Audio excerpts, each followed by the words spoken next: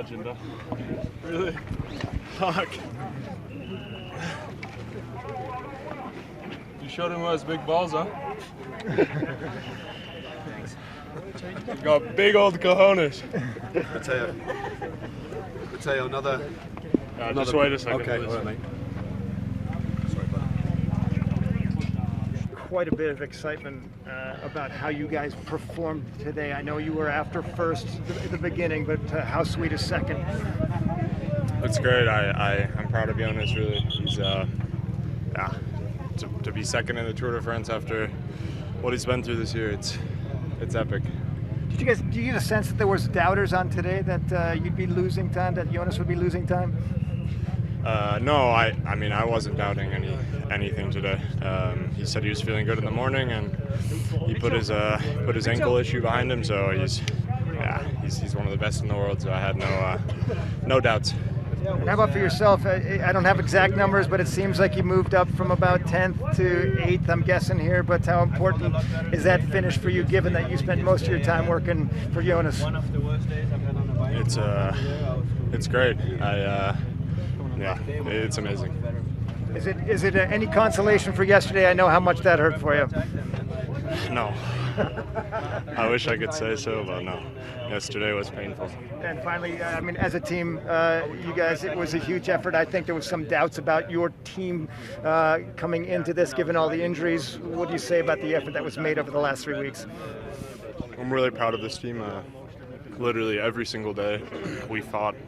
We did it tactically perfect. I can't think of one mistake we made, really. In the end, it was legs that spoke, and that's how the Tour de France should be, I think.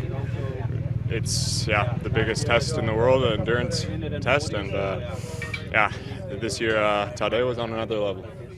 Appreciate it. Yeah, thanks. It was, I felt like I couldn't win the break today, so then it's almost better that Pogačar just did the win again, because then I couldn't do it anyway. So, but yeah, chapeau to him.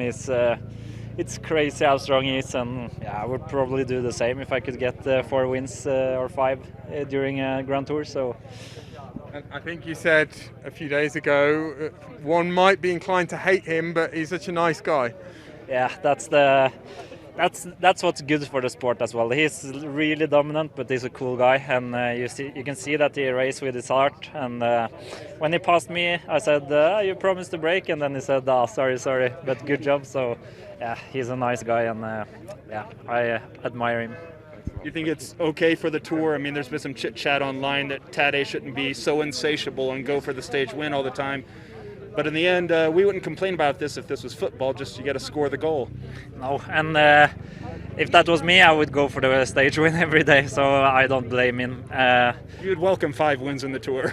I would take that every day, so for sure, I can understand. And he shows what's possible, and I think it will just push the sport further, and it's up to us other people to come after him. And it would be cool to one day beat him.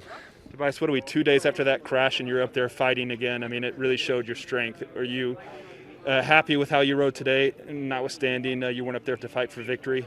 Yeah, I think if you would have said this 2 days ago, that I could almost fight for the stage win in the end, I wouldn't believe you. So I think I'm already happy with the performance today. I'm not too disappointed. So thank you. Thank you. Hugo, what if I told you Tadej won his 5th stage today? Bah, he should left a little bit for the other, I think. But so he won again? Yep. Fantastic. That's sarcasm. What's your take on that? I mean, there's chit-chat, people say I should be giving away wins, but then this is sport. Yeah, no, at the end I think it's what it is now. The sport I see over the last few years become more and more competitive. I think the UCI point system have completely changed. How we used to race, normally you come like for the 30th place in the classic or whatever, you don't care, everybody chill together and you finish the race, where now you see some guys pass full gas just to finish 25 for UCI points. So you cannot blame UAE for this. It's if they want to be the best team in the world, there's 210 points every day, so there's a lot of points at the Tour. If they take 5 stages, it's a big difference at the end of the year. So it's easy to, at the end, Pogi is the strongest, there's no doubt, and chapeau. Let's talk about Team Israel Premier Tech, Canadians. Derek G rode strong today. He was cracked at some point and lost one position to Matteo. I think he's now 20 seconds off in the GC behind Matteo ahead of tomorrow's TT. What do you think about this battle between those two and heading into that TT tomorrow and Derek's chances? I mean, it would be really interesting. At the end of a Grand Tour, everything is possible. Tomorrow it's a really technical TT, really hard. Two strong boys will be interesting. So I hope Derek goes fast tomorrow, because I cannot eat a hamburger tonight because we have to stay on the diet like him.